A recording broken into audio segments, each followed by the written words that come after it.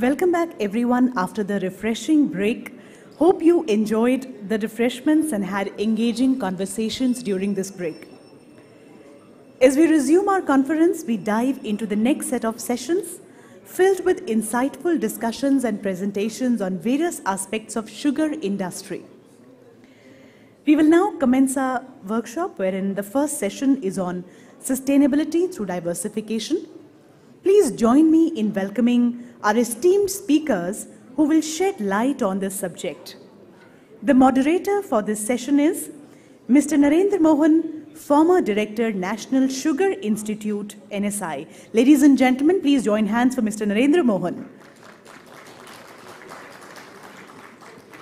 Mr. Narendra Mohan has an illustrious career in the sugar industry spanning 4 decades, including a distinguished tenure as Director of the National Sugar Institute in Kanpur. With a postgraduate background in sugar technology from the same institute and a fellowship later conferred upon him, he has authored 7 books, published over 200 papers in renowned journals, and holds numerous patents. He has been globally recognized with prestigious awards for his significant contributions to enhancing sugar industry productivity. We welcome you, sir. Ladies and gentlemen, now join me in inviting the speaker for this session, Mr. Samir Somaiya, CMD, Godavari Biorefineries Limited. Please put your hands together as we welcome Mr. Samir Somaiya. He is the Chairman and Managing Director of Godavari Biorefineries Limited, Chancellor of Somaiya Vidya Vihar University, and President of Somaiya Vidya Vihar. He holds multiple leadership roles in several educational and philanthropic institutions. With a strong academic background from Harvard and Cornell universities, he has been recognized with numerous awards for his contributions to the sugar and chemical industries. He is actively involved in international committees and educational initiatives. We welcome you, Mr. Samir. Ladies and gentlemen, the panelists for this session are Mr. George Thomas, IFS, Deputy Secretary, Ministry of Petroleum and Natural Gas. We welcome you, sir. Mr. George Thomas is an officer of the Indian Foreign Service of the 2015 batch and is on deputation with Petroleum Ministry since 2022 and has been instrumental behind Global Biofuel Alliance. We welcome you, Mr. George. We welcome Mr. Atul Mulay, Co-President, Praj Industries Limited. Mr. Atul Mulay is the President and Global Strategic Business Unit Head for Bioenergy Division at Praj Industries Limited, Pune. He directs global operations and serves as Director of Praj Engineering and Infra Limited, as well as a trustee of the Praj Foundation. Mr. Mulay is recognized by the Indian Institute of Chemical Engineers and advises government ministries and academic institutions on biofuel policies. We welcome Mr. Atul Mulay on the dais. Now we welcome Ms. Avantika Saraogi, Director, Balrampur Chini Mills Limited. Ladies and gentlemen, let's welcome Ms. Avantika Saraogi. She's a trailblazer in sugarcane and bioplastics, graduating with distinction from Scripps College before joining Balrampur Chini Mills Limited. Avantika oversees diverse roles including cane operations, sustainability initiatives, and PLA development. She is leading the charge to establish India's first PLA manufacturing facility, utilizing sugarcane for renewable compostable PLA plastics. We welcome you. Ladies and gentlemen, with this, may I please request the moderator to begin the deliberations of this session, and let's hear it more from them. So. Thank you. Dignitaries, delegates, ladies and gentlemen, still I can say a very good morning to all of you. I wish and I welcome you all in this very important session where we are going to hear views of some very eminent personalities from the sugar sector and to discuss how the desired goal of sustainability can be achieved through diversification. You know, there are many factors which impact sustainability, and often we talk about 3 Ps, policy, productivity, and product. Each one has got its own importance, and to me all are important, but in this session we are going to stress and focus more on 1 P, which is product, trying to discuss and to take forward how we can have enrichment of our product portfolio and how we can have more revenue streams so as to attain the desired goal of sustainability.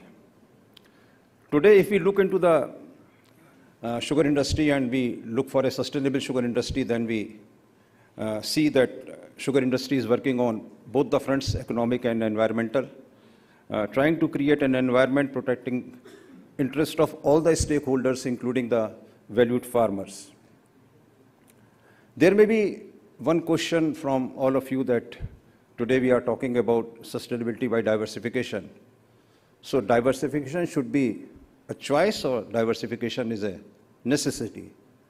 To me, diversification is a necessity because we can have different views from different experts, and well, we are going to discuss all those in the session as it moves forward. Otherwise, if you look into the Indian sugar industry, it is a perfect example of how diversification can improve the financial health or the health of any industry and how it can be made sustainable. There may be some more views globally too.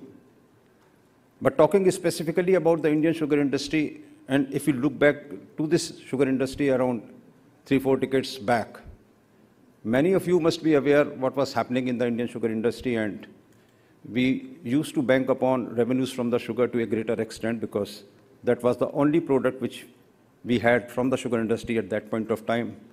Not talking about any, ethanol or the CBG or power export 3-4 decades back. So any volatility in the prices of the sugar due to surplus sugar production or, for any reasons used to adversely impact the profitability of the sugar industry also. The situation used to be alarming, particularly when we had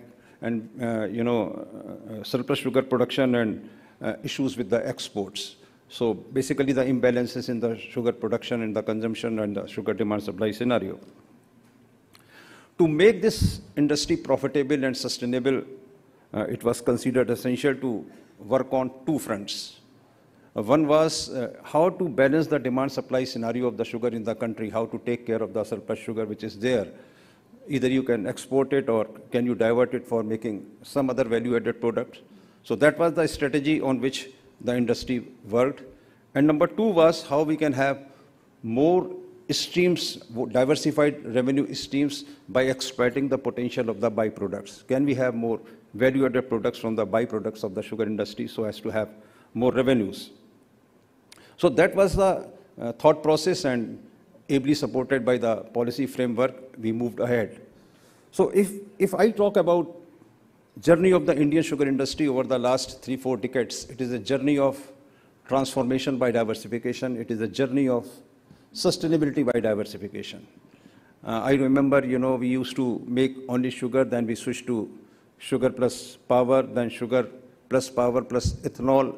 And today, we are talking about Indian sugar industry as a hub for green energy, sugar plus ethanol plus power plus CBG, and keeping our eyes on advanced biofuels, sustainable aviation fuels, or the green hydrogen. And besides this, we are talking about so many other, value-added products from this sugar industry to make it more competitive, viable, and sustainable.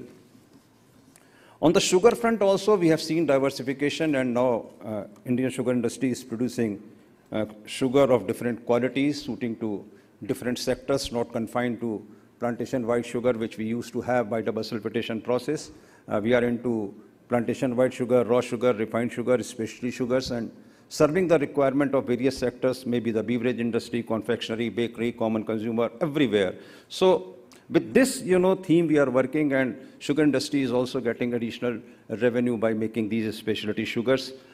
We are looking for, more such specialty sugars in times to come, particularly the fortified sugars and healthier and nutritive sugars from the sugar industry. But for being sustainable and to continue the journey, it is important that we have to develop an out-of-box thinking. And we have to look for how we can harness the potential of the entire sugarcane value chain, including the sugarcane plant residues or any residues. To me, if I look into the future of the sugar industry, it is like converting the sugar factories into biorefineries, where we are having the biofood, biochemicals, bioenergy, and even the biowater.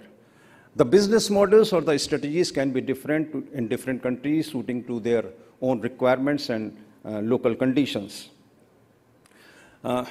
Another area where we are required to work, and already Indian sugar industry is working, is about utilization of the waste or minimization of the waste, or converting waste to resource, or converting waste to wealth.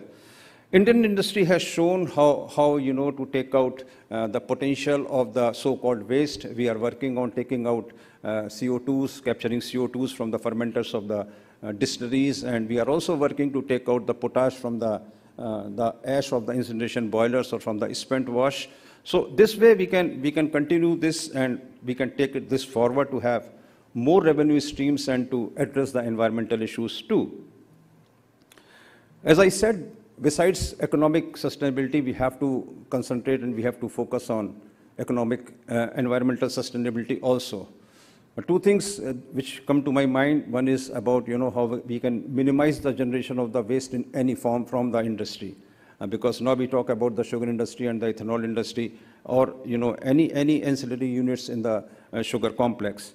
And number two, which is very important, water is a precious resource, and we always talk about shortage of the water or the depleting water tables, and talking about water stress by 2030 or 2050.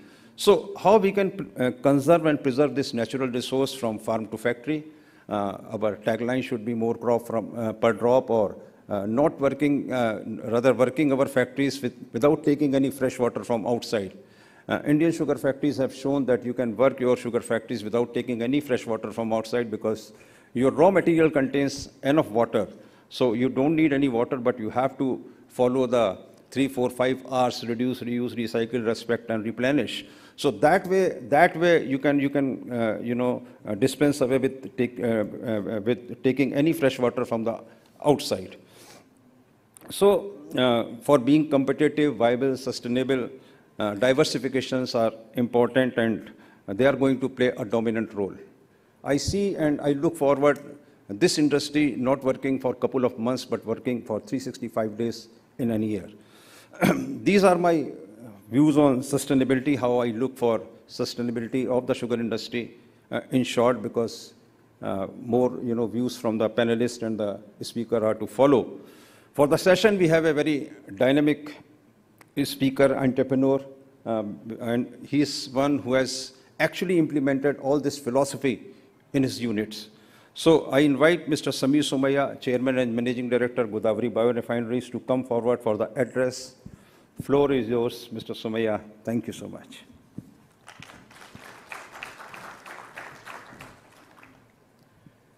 Namaskar to all of you. I want to thank the Government of India and ISO for giving me this opportunity to speak in this session on sustainability through diversification. I'm going to talk about what we already know,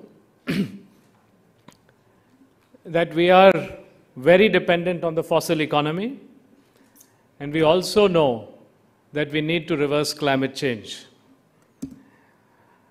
In India, this is, or in any country for that matter, energy security is important for all of us.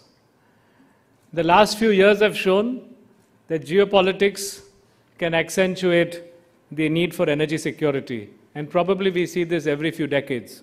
So everybody has to look at that. And for countries which are rich in soil and sun, we can actually make a meaningful difference towards a green transition.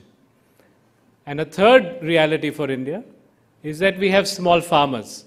And so it's very important that our policies are such that ensure income security for also our farmers. So what, I'm just saying I'm just saying what we already know, so I don't want to dwell too much time on it, but I just want to provide that context. So then what I will say will make sense in the context that we already have. That the Government of India has already done an ethanol blending program. I will speak a little more about it. Already 2G demonstration plants have been set up. Flex fuel cars have been encouraged, and the Satat scheme for encouraging biogas, CBG, including a mandate, is also being put in place. I really think that just as A few years ago, bold targets were set. We can continue to set still bold targets. Again, looking at, as we say, a Viksit Bharat, looking at the next 10, 15, 20, 25 years as to see how we make this transition. I will talk about some of these transitions. We've been talking about it since a year on green hubs. I will explain what I mean. And I'll also talk about something that we don't talk about, which is the need for making sure our soil carbon is replenished. So this is just data, nothing in the absence of a data context. We are tremendously reliant on fossil fuels. 85% of the world's reliance is coming from oil, coal, and gas. And this particular graph shows how dependent we are. So while we keep talking about the need of a green transition, we understand that we're very much still in the brown zone. I also want to talk about the oil consumption that we're doing. In 1986, we were consuming 60 million barrels of oil per day. A few years ago, we were at 100 million barrels of oil per day. We talk about a path to net zero, but while we talk about a path to net zero, our actions continue to increase the daily oil consumption that we have. That's an indicator of us not reversing climate change, continuing to rely on the fossil economy. This is just an example of what certain countries consume. Electricity. The electricity consumption in what we will call the developed world is about 100,000 kilowatt hours annually. In India, it is about 7,000 kilowatt hours. Now, electricity is necessary for development. Any country that needs to move on the development path will need to increase because it is correlated with development. So if I take India, and I'm not just talking about India, India here is illustrative. It would be Africa, it could be many parts of the world. But as they grow, they will need to increase their electricity. The question is, how do we meet that growth? And I think we have to look at that growth coming in the immediate short term in these countries. It will continue to come from fossil resources, but in parallel, can it also, the green transition be hastened, looking again at the resource we have and looking at bolder targets that we set that no, we will and we can make a transition. And if we don't, that we know that we're going to continue to move towards climate change. This is the greenhouse gas emissions. So if you look at 1850, we were emitting about 5 billion tons of CO2 equivalent per year. This has been growing dramatically, particularly since the 1950s. We are now exceeding 50 billion tons of CO2 equivalent per year. And climate change is here for all of us to see. Now, this is something that if we want to, if we are serious about reversing, a path to net zero means that this graph has to slide down, and it cannot certainly keep climbing or even staying flat. So, the Indian context, again, energy security, climate change, and farmer income security. And there is diversification on the farm, there is diversification in the mill, diversification in markets, and what I said, further policy directions. Here, I'm not going to go discuss about products other than energy products. Avantika, for example, is doing tremendous work in biopolymers. I'm going to restrict myself right now to looking at these larger context of the energy, in the context of energy and the farm. So this is the ethanol blending program that the government of India articulated a few years ago, saying that by 2025, we will achieve a 20% blend. And I want to take us back 5 years ago, or 6 years ago, when we were probably doing in the range of 2%. And at that time, when we were doing 2%, or maybe I might be a little wrong, but it was low single digits, to articulate a 20% blend, I think the world thought it was crazy and certainly not possible. I think if it was stated that and it was reported 15%, that was a blend done a month ago, I think the whole world is surprised, and we are delighted to be part of this journey. The government of India articulated that half of this would come from sugar cane and half of them would come from grain. India has also set up 2G demonstration plants, and as I already said, flex fuel cars and also ethanol-only pumps.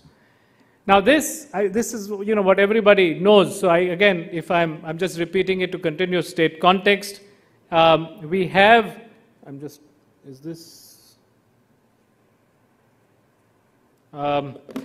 we have diversification on the farm. Already said that there's grain or there is sugarcane. In fact, what many mills are now doing, at least in the sugarcane sector, we are creating bolt-on mills, which means we will also do grain in the same mill as we are doing cane. There's also a choice to take B-heavy, or there is a choice to do sugarcane juice to make ethanol. So these are various options that we can choose in terms of freedom to operate. What crop, as well as what feedstock for ethanol. And I think as we go forward, there'll be other crops that we can work on. For example, I think you can work on 2G. Now, there's often a question stated that is 2G going to make financial sense?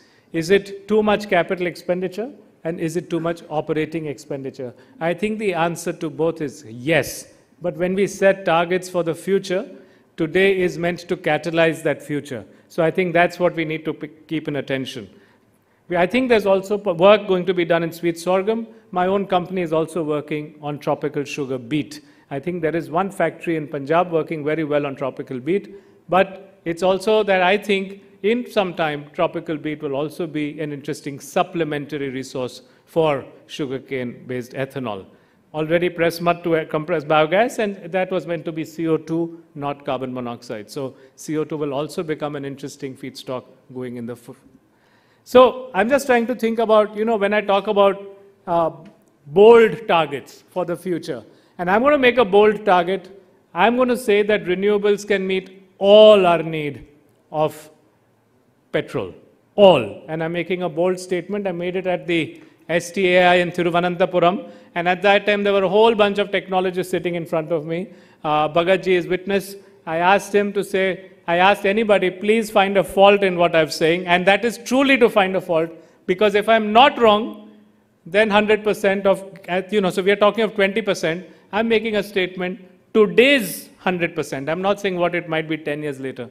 But can I say that I can substitute all of today's gasoline requirements by renewables? And today, that's what I'm going to try and show you how it can be done. So I hope, Mr. Chopra, you are there and you see, and I would like to see, if it is possible, then how as a country we together can move towards it. So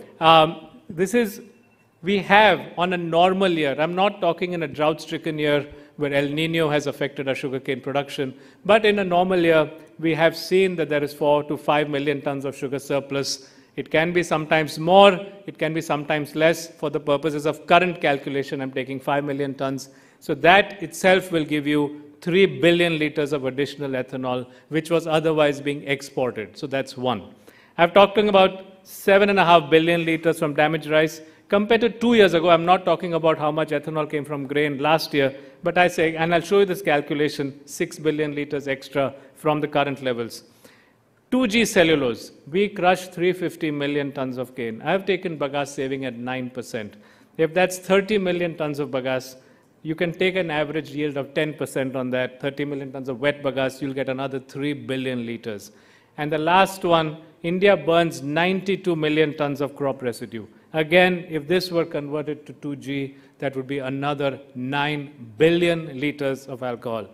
I'm just going to come back to this. So just to put all of this together, you have, did I skip one sec? Sorry. If I put this together, if you did 5.5 billion liters of ethanol, you add the 3 billion liters which would otherwise be exported, you add 6 billion liters to come to 7.5 billion from maize damaged rice, and 2G, you add 12 billion. That's the 3 billion from bagasse and 9 billion from crops residue.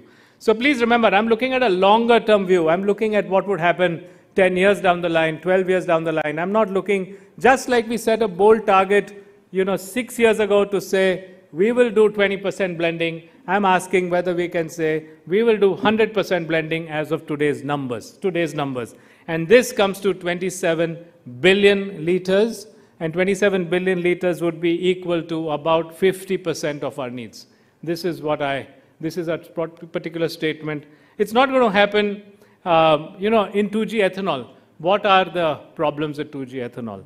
I think capital expenditure is very high. If you look at the kind of capital expenditure required and to where are you going to get the biomass, so we need to put it in right places. And I think in sugar cane factories at least, just like grain with sugar cane is becoming common sense as a bolt-on facility, I think given the 9% bagasse surplus that we have, this will also become common sense 5 years down the line. It will become, because then you are going to use the bagasse in the off-season when you don't have the sugarcane juice or the bee molasses in the off-season. But OPEX is a problem. Today, enzyme costs are very expensive. We have to work. If there's NSI here, there are other academic institutions. We need to catalyze research in how we can do very low-cost conversion of 2G into the sugars that can be fermented. Because today, otherwise, almost 10 rupees a liter is the cost that comes for enzyme conversion. So I think this is there. But, in the meantime, you can create a nice policy in which you give a higher price for 2G ethanol until we do this. Because all of this will have to happen in parallel. We'll have to create environment to do this. This is for electricity. I'm not talking only as ethanol. We are always talking also about an EV future. So I think EV and ethanol, EV with flex fuel cars is also a great future as we go forward. Now, I'm taking a number of 95 kilowatt hours exported per ton crushed. So if we crush 350 million tons, that's 33 billion units of power. Can we all try and target 95 units per ton? That's one thing. I think it's certainly possible. We can drive towards it. If I take this calculation, again, I put the number out there, I am saying that you can, with electricity generated in a sugar factory, you can do 33 billion liters of petrol equivalent. So there's 50% coming from 2G and from grain and from sugarcane. You've got another 50% coming here. So combined, I'm saying, so these are the bold targets I'm trying to put towards the whole people, that if you think of an economy, and a lot of our economies are rich in the soil, rich in the sun, and with judicious use of water, we can be smart about it. We can meet all our current gasoline needs from this. So this is there. I've got a couple of slides on the CBG. India imports close to 50% of its gas requirement, and we are talking about a 5% mandate for gas, and India wants to become a gas-based energy economy. So if we do from sugarcane factories, press mud is 4% of cane, and CBG is 5% of press mud. We have, I think, factories over here. I know Mr. Nirani over there has done a great job in conversions. You can meet 5% of Indian imports through this. So this is the other bold target, and I'm just picking on some people. Everybody's doing a great job, so I'm not, just picking on a few factories, but I'm just saying that, I think even Ugar is doing a super job in grain and bolt-on. It's, everybody's doing a great job. But here's my other thing, that can we create a petrol pump which is not a petrol pump? Can we create a green pump? Can we imagine, in addition to ethanol blending, which works with the oil ministries, can we talk about a pump which is completely green, to send a message to the world that a green economy, a green transmission is possible? It will have electricity coming from a sugar company. It will have CBG coming from a sugar company. You can have tractors converting to CBG. So instead of diesel, they use CBG. EVs coming in. We'll worry about how do you do a wheeling system for that. Flex fuels coming from there. And if we do that, then you have, and the way we thought about it, and Aditya knows because Aditya was president of ISMA when we kind of articulated this, a company like Isaac can create an umbrella brand, and all the sugar factories can franchise.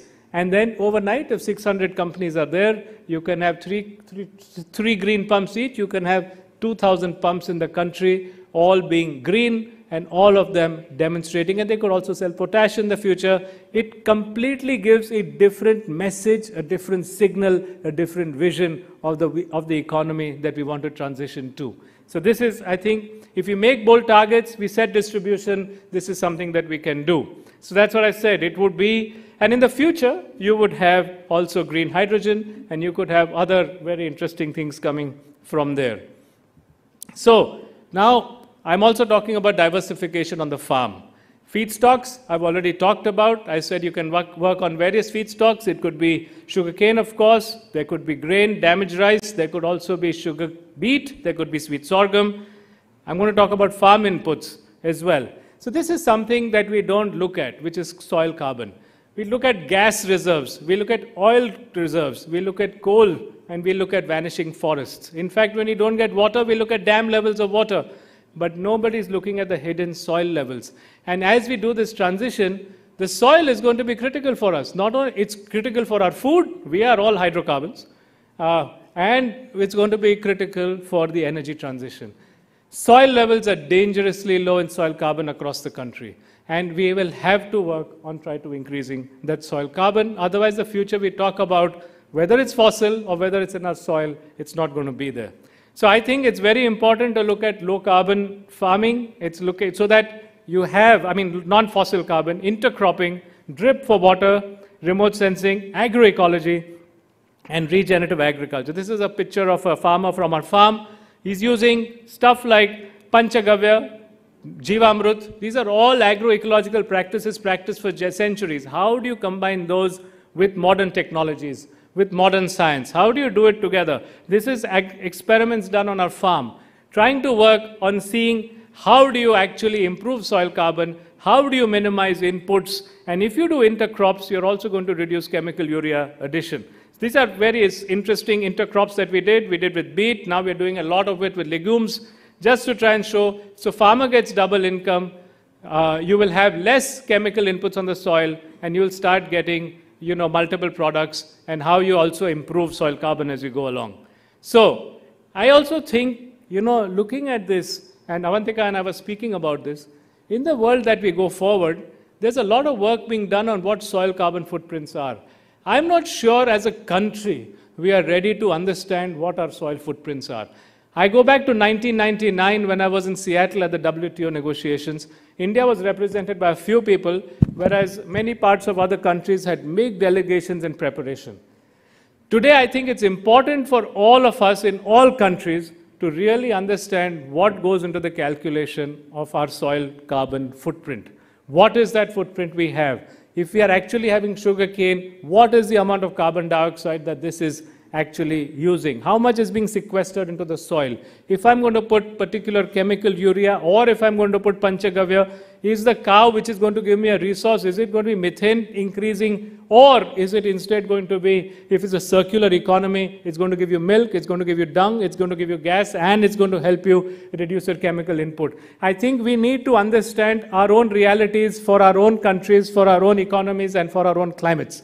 And this is very important for us to understand, because like we had negotiations, I think it's very important to understand, again, for this industry, this is the renewable sugar cane based industry, we need to really understand that we are making a positive contribution in mitigating climate change. And in fact, if we do a great job of increasing soil carbon in all the farms that give us cane, you're going to have tremendous drop in actually carbon abatement, or increase in carbon abatement for that. So we need to learn LCA, we need to have carbon footprint, and this will actually drive our movement to net zero.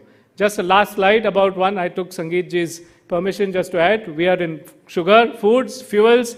We also do a lot of work in biochemicals as a company, Godavari Biorefineries. We convert sugars, ethanols to chemicals, biomaterial, and we do a lot of work, because sustainability for us is not just in terms of product and farm, it's also social. We also do a lot of work in education and healthcare. Once again, I thank you for the time you have given for this opportunity to talk to you about diversification sustainability. Namaskar.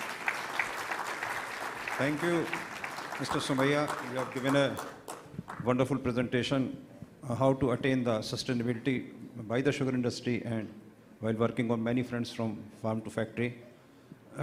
Take a breath. We will be having some questions from me and from the delegates also. In the meantime, I move to Mr. Mulay. Mr. Mulay, already Mr. Somaiya has given a scenario, complete scenario with respect to the CBG and the ethanol and the power which we can have from the sugar industry. Today we are also talking about advanced biofuels. We are talking about ATJ also, alcohol to jet fuels.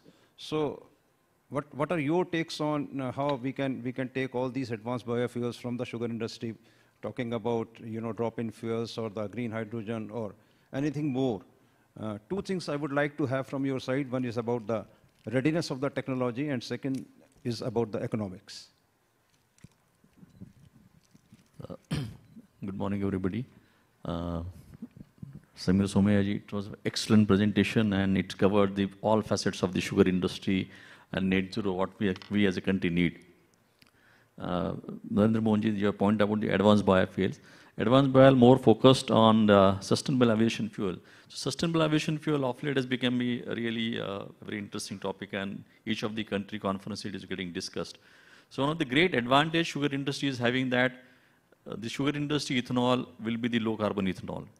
And the sugar industry ethanol, low CI ethanol, the aviation industry is going to buy the sustainable aviation fuel based on the CI number. And one of the lowest CI number is going to come between whether it is a damaged grain ethanol or whether it is ethanol coming from the food grains, especially from the different countries, or tapioca for that matter. The low carbon ethanol is going to be lowest CI number is going to come from the sugar industry, and that's a great advantage.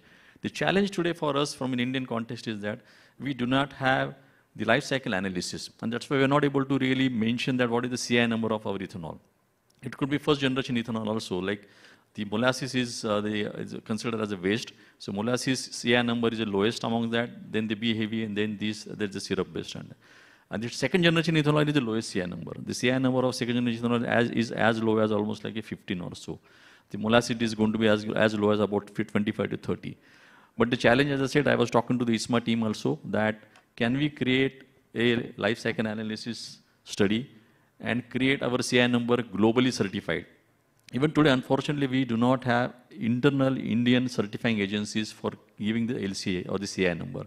And that's what, Mr. Mohan, if we can do that, the sugar industry will definitely add value for the sustainable aviation fuel, because the aviation industry is going to buy, whether it is mandate or it's going to be subsidy, they will be buying it purely on the CI number. And today, especially if you talk about the US, they are most of them on the maize-based ethanol. They are also going from the low CI number, from the improvement in efficiency and the low carbon ethanol, and that's why they're integrating the energy side also there. So the sugar industry is particularly, it's poised for giving a best CI number for the sustainable aviation fuel. That's the point number one which you asked. From the advanced second generation ethanol, which is the point which Samir Somaiya ji was mentioning about. Yes, India has seen the success of a second generation ethanol, and first such plant is in operation in Panipat refinery in Indian Oil Corporation. And it is operating at not full rated capacity, but it is operating at almost like a 50% capacity. And it has seen the commercial success. One of the challenge about 5 years back, can we have a really commercial success from the second generation ethanol? So that has been based on the rice straw, and which is, as I said, Samir Bhai also mentioned about that, the biomass which is available in the country can really make, to use in such a way that we will have to depend upon any external fossil fuel for that matter. But that plant is in operation. One of the great advantage from the sugar industry perspective that, as he mentioned, that bolt-on modules. So we have most of the sugar industry having the first generation ethanol plant. If you can create a bolt-on model for the first generation ethanol plant, just adding a pre-treatment section, the remaining section from the fermentation section remains onwards, remains same. If you add those bolt-on modules, and there is an encouragement which will also come from the government various agency, the pricing, as you mentioned about this, the pricing has to actually to start with has to come from the CI number. As I said, this bagasse CI number or the biomass CI number will be one of the lowest CI number to as low as 15 or 20. That becomes one of the driver. The moment we start those drivers, automatically the maturity of your technology, the multiplying factor will definitely happen. That's my take from the technology side. Thank you, Mr. Mulay. Just to have one more question from you before I go to Avantika. Can you just throw light on these products which you are mentioning? We are talking about the advanced biofuels, and we are looking for decarbonization also because we have to move for net zero. So your takes on that? Yeah, so one more point which Samir mentioned in one of the presentation is that can we further valorize those products like second generation ethanol or compressed biogas plant?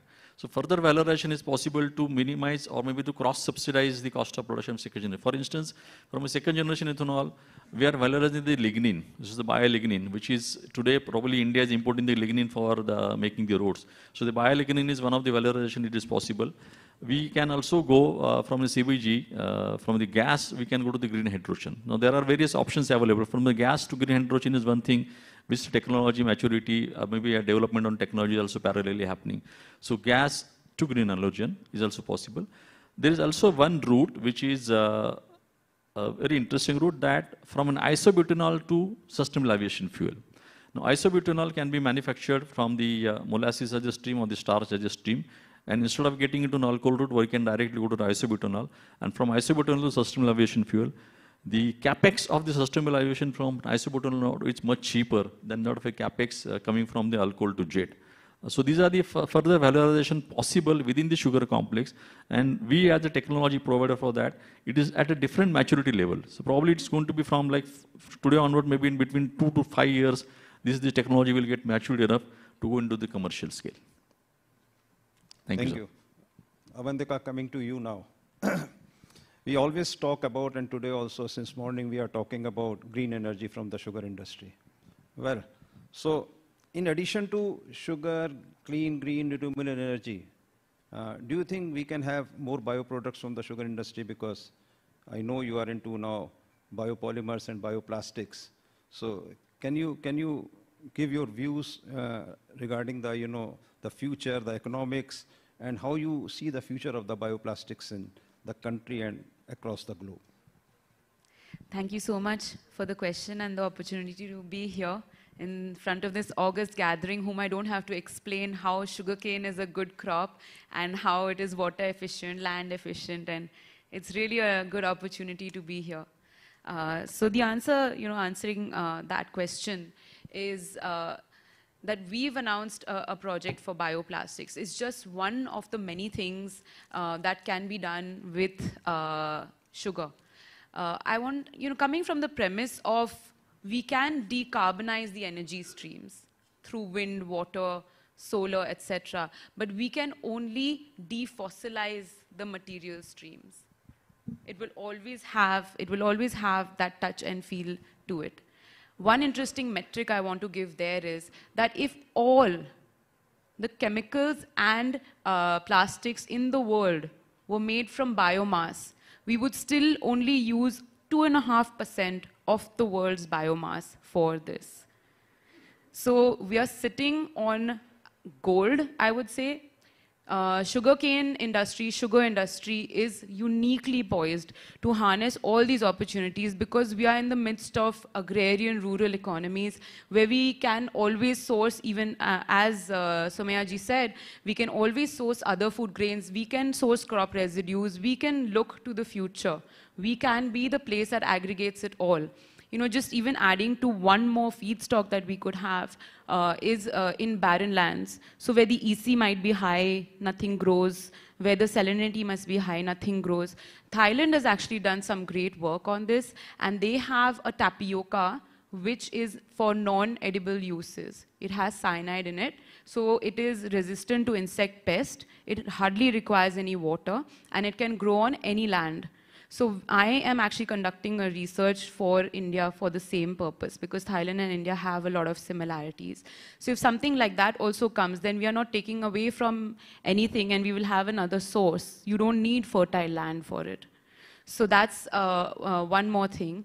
Now, if we talk about diversification and how better we can use our biomass, so definitely, for now, energy is the need of the hour. But at the end of the day, if we talk about net zero, we have to talk about materials and chemicals and everything that comes along. So it's a very simple concept. What causes emission? What is emission? If atmospheric carbon is recirculating within the atmosphere, that really is not the thing adding to the carbon in the atmosphere. Carbon addition to the atmosphere is coming when we are taking it out from below the Earth's crust and we are putting it in our atmosphere. It's a very simple thing to understand.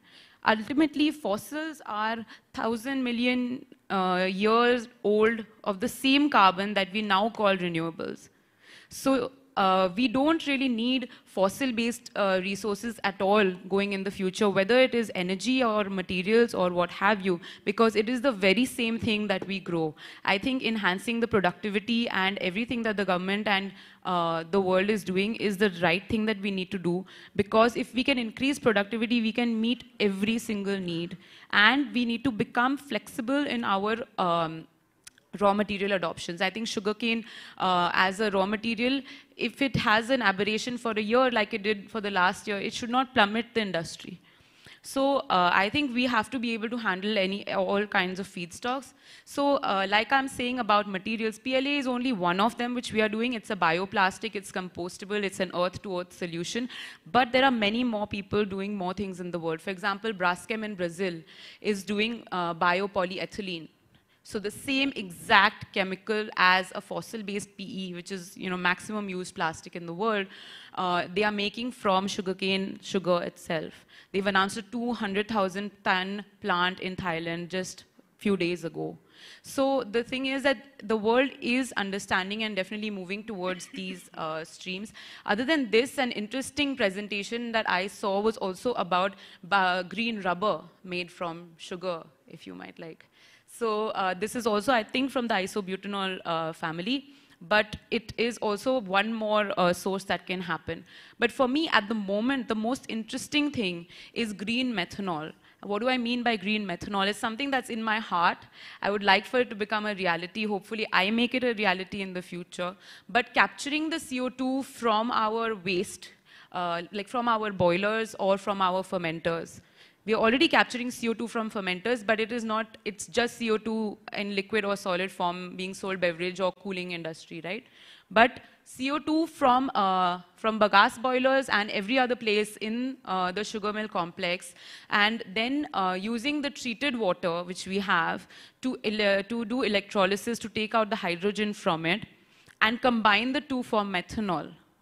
So it would be a complete next waste to wealth solution, which I think could be easily a bolt-on and a profitable solution for the industry. It could be applied to every single one. And it's already being used today, methanol, by companies like Maersk in shipping, and it's a big target for them as well.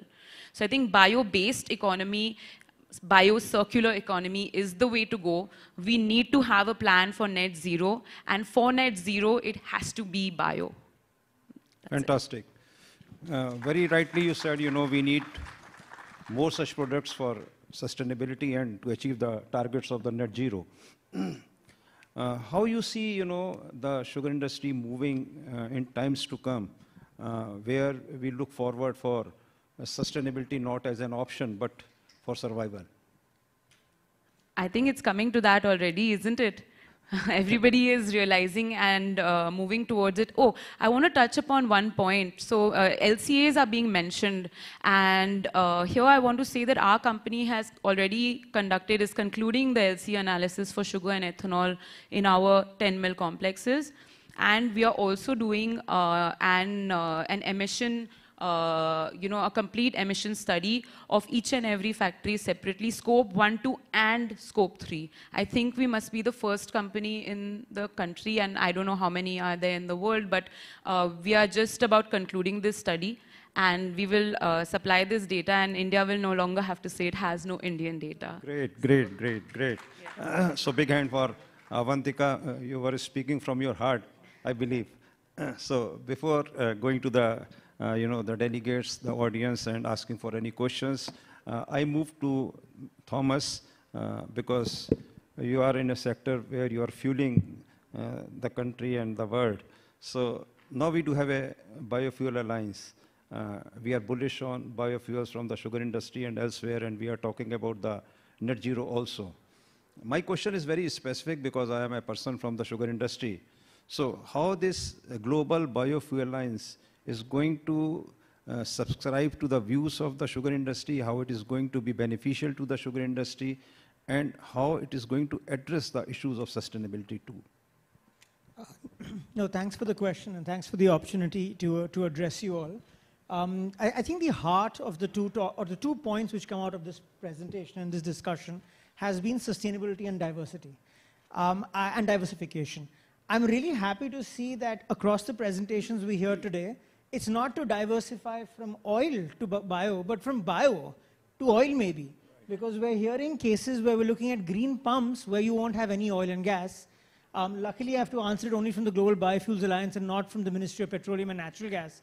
Otherwise, that would have been a different answer. to supplement. Right. Okay. So we do have, just to address that point, we do have integrated, we're bringing about integrated petrol pumps where we have CNG delivered, where energy, that's electricity, is coming from solar panels on the top of the roofs, where at a later point of time, even hydrogen will be dispensed. We anyhow have a biofuels when the mandate is, and you're right, we're happy to share with you that in May we've hit 15%, and that's a great target. Let's also remember that the Indian target was first 20% in ethanol supply at 2030. But we actually pulled that back, seeing the success of a lot of the industry is doing. And maybe I could take a little bit of credit thanks to the government policy, but largely driven by the industry. So that's really good to see. Now coming to the question of, in fact, it's very interesting. So September, we were not in this hall, but a floor below, when 8 leaders agreed to launch the Global Biofuels Alliance. And very interestingly, out of the G20, 8 of the members from the G20 are members of the Global Biofuels Alliance. So they've addressed some of the questions of food versus fuel. When in fact we were negotiating for the Global Biofuels Alliance, that was one of the main themes which arose. Aren't you competing with food? Isn't that going to be a main challenge for you? We should only focus on food because we need to ensure the food supplies. Now in that, we've actually had to go back and we showcased to them that, you know, sustainability must be seen across the entire value chain. So and we put out some data for them. I think in 2016 to 18, the prices of sugar dropped by 50% globally.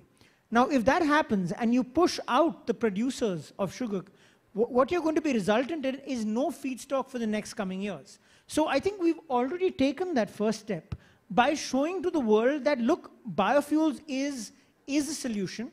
It's a solution which is immediate. You don't need any change in infrastructure. I think that's the main key thrust what we're pushing the biofuels. And it's a technology which a lot of the value chains have already matured. Of course, some also are on scope of majority. We're talking about green methanol in that, which can really help decarbonizing your shipping. There's SAF, there's alcohol to SAF. I think the ATSMs were modified in 2018 to allow ethanol as a pathway. And now in the US, we've seen ethanol to jet come up. We know Praj is working on ethanol to jet. So we've actually achieved the first step, which is bringing the world together. Now we have 24 members and 12 international organizations, including ADB, World Bank. So we've got the world together to begin talking about it. Because you have to realize that there is no one solution. So when you're talking about decarbonizing of transportation, the developed countries come to tell us and say, what about EVs? We say, look, EVs have their own challenges. Not that in India, by the way, you mention any technology, we have it. We have already a green hydrogen plant. We already have done LCAs, as we've heard. We're already working on solar. We're doing rooftop solar. We're looking at biofuels. We're looking at green methanol. So India is literally, if you want to do a test run for anything, India is your case study. But coming back to this, so we said we are working on these streams, particularly for the sugar. And let's not look at sugar only as sugarcane. So in India, we use molasses B, molasses C. We've driven that idea. I said molasses C otherwise is a waste product. We are taking bagasse. We have a system of cogeneration in coal plants. So an obligation towards that is coming up. So you have that utilization there. We're saying press mud. Let's utilize it for CBG. Anyhow, natural gas globally is a lower form. So don't look at sugarcane as only sugarcane juice. Look at the entire, it's a wealth of opportunity. Look at whatever it can provide to you. I was just at the G20 and I was speaking prolifically on press mud. I said that could be your solution. I even told Japan, you're a developed country, you're having to import natural gas. You can import CBG instead, much greener, much better. The molecules are very similar. You don't need to change any of the infrastructure. So our push has been that let's not preclude any source. Let's look at all sources. Let's judge the sustainability of source. And that's very interesting, which you brought out, which Atul brought out here, was if you look at SAF, very interestingly, if you remove ILUC, which is change in land pattern, the lowest source, if you look at CO2 emissions to megajoule produced, is from sugarcane. It's about 24.1. If you're not looking at forest residue and others, which could, when you bring in ILUC, have a negative emission as well. But beyond that, you're looking at sugarcane being the lowest. So we're bringing this discussion to the world. We're reiterating that, look, let's not look at one thing. And it's not a top-down model, so it's a bottom-up. We're telling the world, look, if corn works for you like the United States, they don't use sugarcane. If corn works for you, well and good. But you have to understand the carbon intensity of that. Corn is actually very high carbon intensive, not according to me, according to ICAO. Sugar in Brazil, so you're sugarcane driven. If that works for you, let it work for you. But don't throw the baby out with the bathwater. Right. Thank you so much. And Samir, last question from my side to you, because we are talking about EVs and we are talking about ethanol. And we are talking about, the vehicles driven by biofuels and electric vehicles too. Now, we are into a scenario where we are having EVs, but we are charging with the fossil fuel-based power or the electricity. And we do have ethanol units, particularly the grain-based, which are where the boilers are working with coal. So how you see this situation? On the one hand, we are talking about, the carbon capturing and the, the total carbon cycles. So how to mitigate this situation and how to, take it forward? So I will respond as a sugar mill guy. So as a sugar mill guy, I will talk about a bolt-on grain facility. Right. The bolt-on grain facility will use the surplus bagasse to fire the boilers to make the grain-based ethanol. Right. That's point one. Again, when we talk about EVs, I will talk about flex fuel cars which are hybrids with EVs. And I will talk about electricity that comes as surplus electricity which comes from the sugarcane. How it is wheeled to the pump is a policy issue, which I will leave him to figure out. But it's a policy issue, because unless there is policy, innovation will only find its way when there is a favorable policy environment. And you will have ethanol, or you will have CBG, which will be used to work with tractor companies to also modify their engines to run on CBG or cars. So I'm looking at a completely, an economy which is driven by green completely. That's the way I look at it. And I was also talking of the soil, when you look at the whole soil ecosystem. Carbon, yeah. So this was answer which was expected from a person from the sugar industry. So thank you so much. And now we can have a couple of questions from the audience also. Please identify yourself and then, yeah, please, person on my right. Please identify yourself and name the panelist you want to ask the question. Hi, I'm Sankalp. My question, first of all, excellent panel and excellent points brought up by everyone. My question is to Mr. Thomas that, we've been seeing through Global Biofuels Alliance, India demonstrating its leadership around the world. Do we think that a carbon linkage to our biofuel production is a very good strategy going forward? You mentioned USA's example. They are also importing Brazil's ethanol today to make SAF, because they have only brought in Inflation Reduction Act in 2022 linking their ethanol production to carbon. Brazil, on the other hand, has had Renova Bio from 2017, I think, linking the ethanol production to carbon. This becomes especially important in context of other competitions that we see for biofuels. For example, in EVs, where we see the CAFE norms, for example, not recognizing the carbon neutrality of biofuels that are coming up, and similarly in the tax differentiation, etc. So this carbon linkage, is this an important policy consideration for the government going forward, given that India will meet the global demand for biofuels very drastically? Thomas. No, thanks for the question. I think I would say it's at the heart of the debate.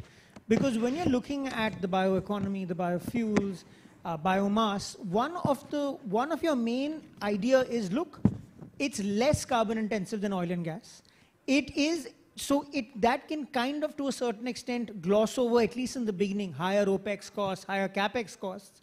But when we're looking at a larger, when we say sustainability, I would define it in three terms: pro-planet, pro-growth, and pro-environment. and so pro people. So when we can showcase that, look, and we're working on that. So one of the main themes of the Global Biofuels Alliance was to help develop standards, because the standards which we saw were too diversified across the world. So if tomorrow India wants to showcase its credentials, and this will become very important as we move forward and a more robust carbon credit market arises, when you need to drive down your costs, when you have to showcase your credentials. And so I believe that ensuring a linkaging and showcasing your credentials of lower carbon, carbon neutral is very important. Towards that, I'm happy to see that the life cycle assessments are being undertaken.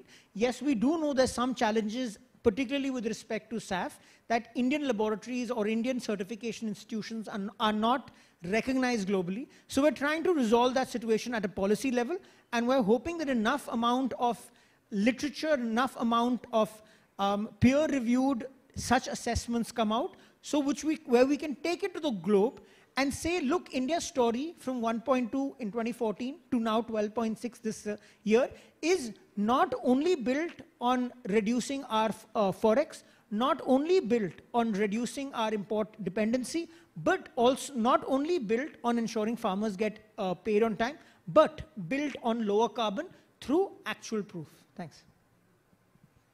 Any more? Yeah, on my left. Yeah, my name is Kamar Bakrin. I head the Nigerian Sugar Development Agency. My question is for a country like ours that has currently a very low sort of installed base in terms of sugar and byproducts, and we're looking at a strategy of sort of maybe leapfrogging, if you will, around value-added products. It's extremely important to understand as we begin to think about sort of like ramping up capacity for production, to understand better the economics of these sort of like biofuels, bioproducts, bioplastics, and so on and so forth. So it would be very helpful if maybe Avantika or Atul can speak a lot to the experience around the economics of these products, especially for essentially a new emerging industry like ours. Thank you. Thank you. So I'll talk about the bioplastic in my particular, I just have the numbers for the particular product that I will make. After that, I will let Mr. Mulay add. So basically, the cost of the molecule PLA which we will make is around double of a normal plastic. But we have to consider one thing, and here I think that leapfrogging will really help, is that we are setting up a capacity of 75,000 tons today. A regular PP or a PE line is nothing short of 300,000 tons. If our capacity was being set up for 300,000 tons today, then the cost of carbon, whether it is fossil-based or renewable, it comes to almost the same. So you would be as cheap as a normal plastic, and you would be bio-based. And this is also my vision for the future. But of course, it's a bit scary to do it at the scale when, so we're making baby steps. So this is a great way to leapfrog. I would say if you're going, go big. Thank you, Avantika. Mulay, yeah, So Mr. Mulay, I'll also just catch up on you on this question. That, see, it's a value-added product, what we have seen. That is sugar industry is not only the sugar industry, the biorefinery is going to be there. So depending on the capacity what you have, is basically it will start from what is the raw material available there. So you can have a sugar cane, whether you have raw material available for how many number of days, 100 days, 160 days, 200 days. Based on that, you can also have some alternate raw materials available there. It can be alternate crop there. And production of ethanol. So it's a multi-feed, multi-product. That's the concept we can always try. It could be a multi-feed, it could be damaged grain, tapioca, cassava, what you said, or for that matter, sugar cane, a sweet sorghum from the raw material side. And in product side, you can always have fuel ethanol, industrial chemical grade ethanol, potable alcohol also is possible from that, potable extra neutral alcohol grade. And then you can also have a CO2. So you can have actually as a complex, as a biorefinery complete complex, while keeping an ultimate game that it can be a low CI number. Eventually, each of the country, globally we want to go to the net zero, depending on the time frame of your particular country. But there is a lot of opportunities available from the complex. Maybe whenever you have time in the breakout session, my colleagues will talk to you about your specific requirement. Thank you. Thank you. I'm afraid we don't have more time to take questions. And already I got the signal to wind up the session. Thank you very much, all of you, for your active participation. We could have a very lively and interactive session here. So just to sum up, it is very difficult to sum up because we got a lot of ideas, a lot of suggestions. So trying to put so many fruits in the basket, it is a tougher job, but even then I'm trying because as you know, we are talking about diversification through sustainability through diversification. So to me and to everyone, diversification is not a choice, which is number one, it is a necessity for survival. We have to look for entire sugarcane value chain now, and not merely talking about a particular byproduct from the sugar industry or from elsewhere. Especially we are not talking about various business models, as Thomas was talking about, that we are not into you have to produce this from this particular byproduct, but you have to look into your own conditions and you have to go ahead with the strategy and with the business model in your particular country. And emphasis should be, or the stress should be more on how we can minimize the waste and we can convert waste to a resource. Sugar-based sugar industry can be a potential source of green energy in various forms, as Mr. Somaiya was talking about. Already into production of the bioelectricity, bioethanol, CBG. We have to look forward how we can have more advanced biofuels from the sugar industry so as to have more revenue streams and to make it sustainable. While producing all this green energy, we have to look for more biochemicals, and as Avantika was talking about, bioplastics, which can help in decarbonization also and in meeting the targets of net zero. So I think these were the few takeaways for me and to you as well. And I extend my thanks to, particularly to Mr. Somaiya, Madam Saraogi, Mr. Mulay, and Mr. Thomas for giving their views and enriching the knowledge of all of us. I hope the ideas discussed in the session will be of great help to all of us who are working in different countries in different sugar industries to attain the goal of sustainability and to make it viable, competitive, and profitable all the time. Thank you so much.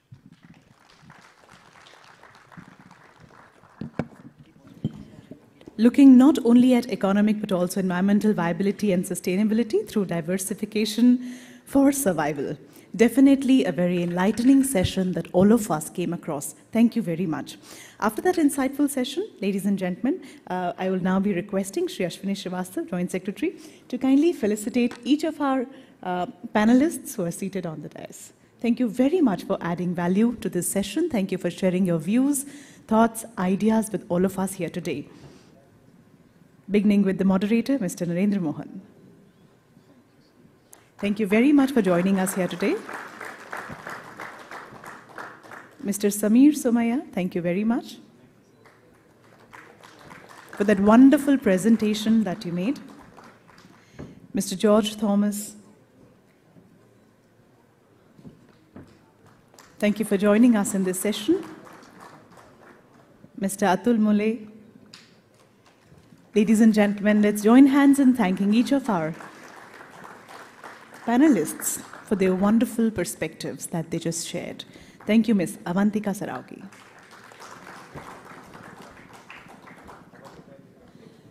So we'll now have a group picture, and post that we'll conclude.